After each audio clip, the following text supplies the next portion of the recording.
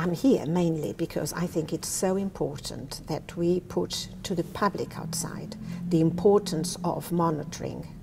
And the best monitoring that we have at the moment is the PSA. So if you are a girlfriend, a companion, a mother, a wife, you really ought to ask, and really more than ask, really try very, very hard for whoever is with you to have a PSA test, because at the moment is the only thing that it is the most reliable. And if you have it on a regular basis, it's the only thing that really can save your life. That's as simple as that. It can save your life. My husband was diagnosed 22 years ago.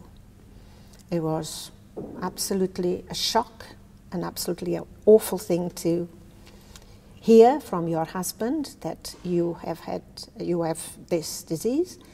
He was operated, he was on radio treatment, and he was beautifully monitored since then.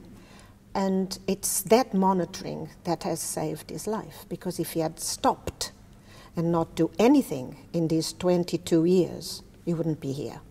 He has a wonderful quality of life, and 22 years after being diagnosed, I think it's wonderful, which proves that absolutely the important thing to anybody to put in their minds is, I know it's difficult, men don't like to do it, men hate it, but if you are a diabetic, you have to have tests very regularly. If you've got blood pressure, you have to. Ladies have breast cancer, that because of breast cancer are monitored every 2 or 3 years.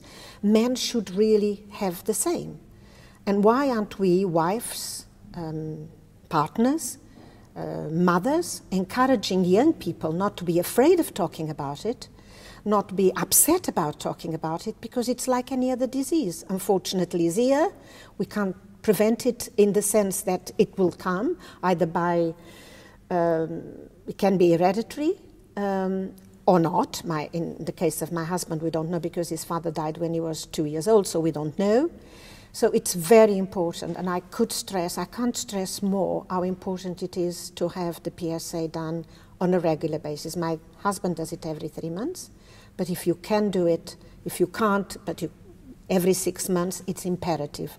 And I would say after 40, I now ask my sons to do it on a regular basis, because one is 44 and the other is going to be nearly 40. So I do ask them, and I nag them.